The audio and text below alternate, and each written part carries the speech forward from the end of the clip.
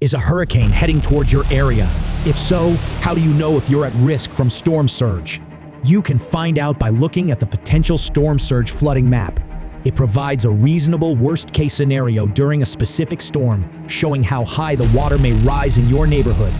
Here's a hypothetical situation for a storm impacting the Miami area. If you live in an area highlighted in yellow, you should plan for more than 3 feet of moving water above the ground.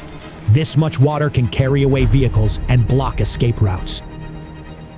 In areas highlighted in orange, 6 feet of water can damage structures and roads, cutting areas off from emergency services. In areas highlighted in red, 9 feet of water can be catastrophic, with areas uninhabitable for weeks.